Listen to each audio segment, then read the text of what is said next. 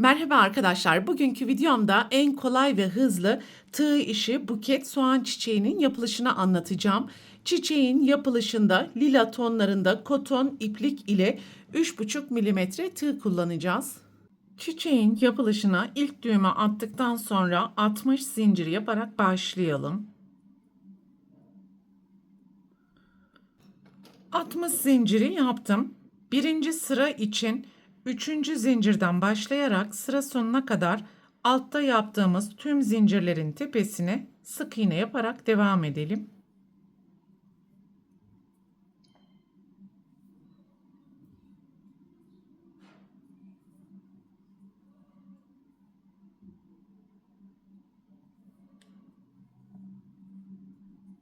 Sıranın sonuna geldiğimiz zaman 7 zincir yapalım ve deseni çevirelim.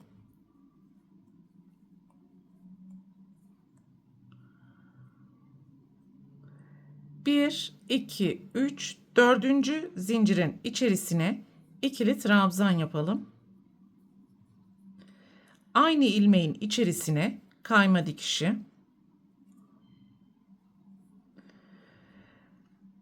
İlk sık iğneye atlayalım. Sonraki sık iğnenin tepesine ikili trabzan. 3 zincir.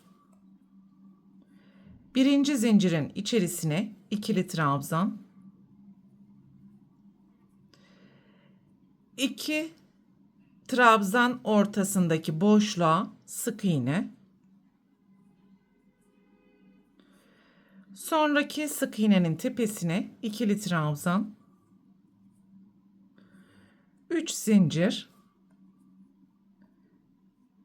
Birinci zincirin içerisine ikili trabzan. 2 trabzan ortasındaki boşluğa sık iğne.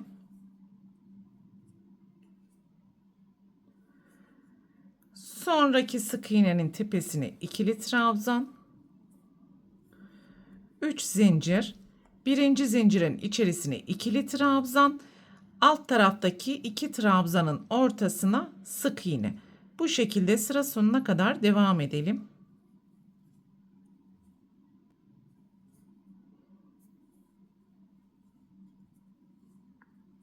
Sıranın sonuna geldiğimiz zaman son sık iğnenin tepesine de aynı işlemi tekrar edelim.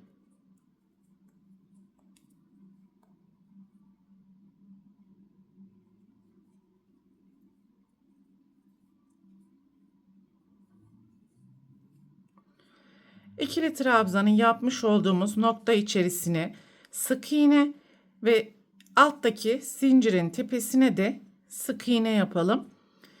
Bir zincir yaparak bir miktar ip bırakalım ve ipi keselim.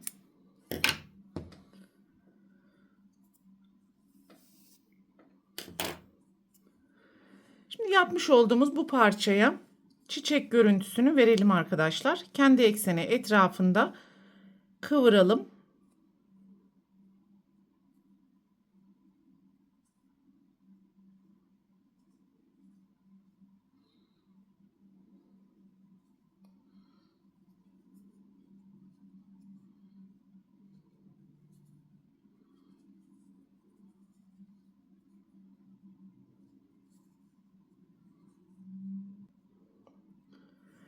Ve buradaki ipi iğneye takarak üst taraftan iğne dikişlerini geçirerek çiçeği tamamen sabitleyeceğiz.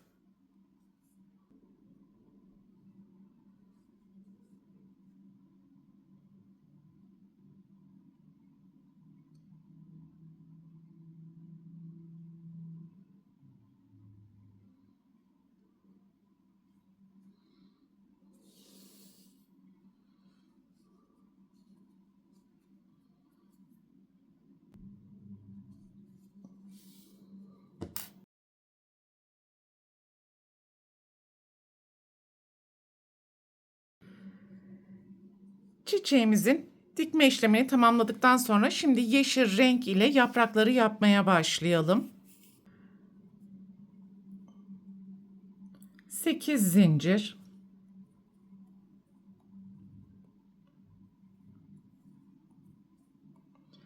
İkinci zincirin içerisine sık iğne. Sonraki zincirin içerisine yarım trabzan, yan yana 3 tane ikili trabzan,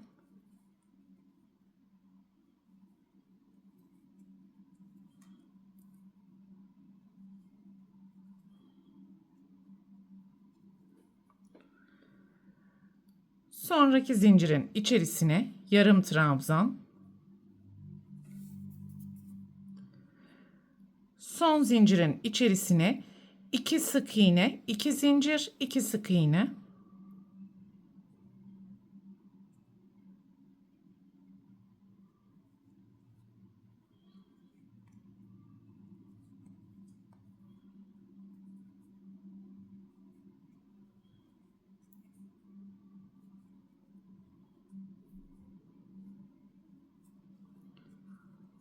Deseni çevirelim ve sırayla yarım trabzan, 3 tane ikili trabzan ve yarım trabzan yapalım.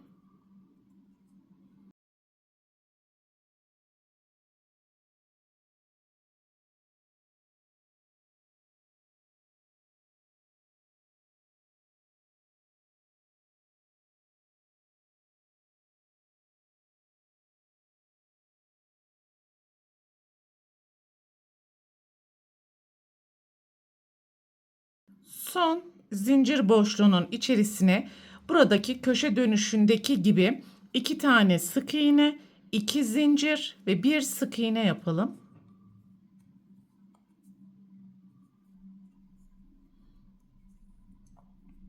İlk ilmeğin tepesine kayma dikişi yaparak sırayı tamamlayalım.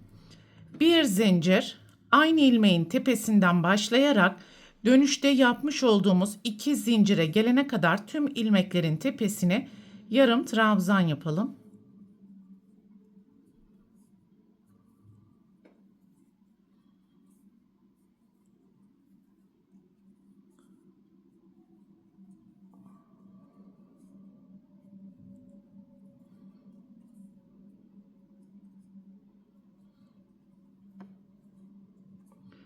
Zincir boşluğunun içerisine 2 sık iğne, 2 zincir, 2 sık iğne yapalım.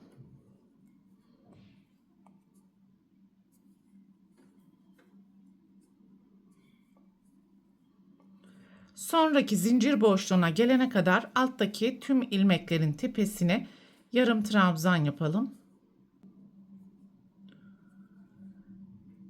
Zincir boşluğunun içerisine 2 sık iğne, 2 zincir, 2 sık iğne yapalım.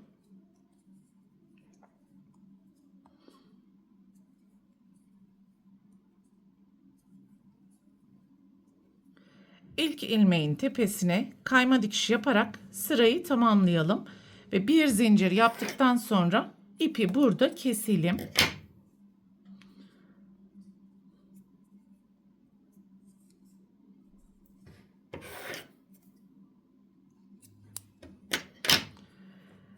Yaprağın şimdi üst tarafına çizgi şeklinde damar görüntüsü vereceğiz arkadaşlar. Önce bir düğüm yapalım. Dönüşlerdeki herhangi bir iki zincir boşluğundan ipi sabitleyelim. Ve burada yapmış olduğumuz tüm ilmeklerin içerisinden kayma dikişi yaparak diğer iki zincir boşluğuna kadar devam edelim.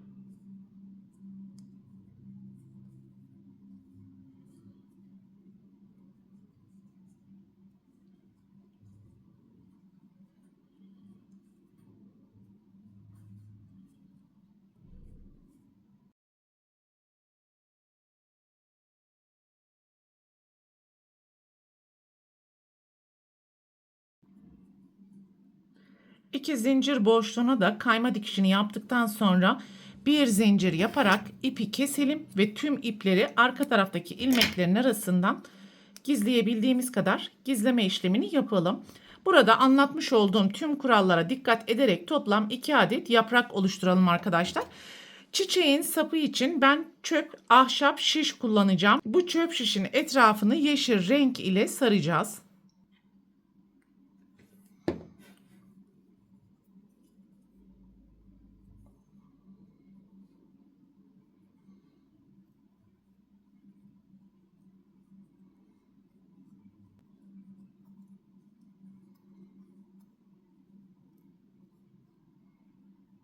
Sarma işlemini yaptıktan sonra yine uç kısmına birazcık yapıştırıcı sürelim ve tam orta noktasından bu çubuğu geçirelim. Daha sonra da yaprakları yapıştırabiliriz.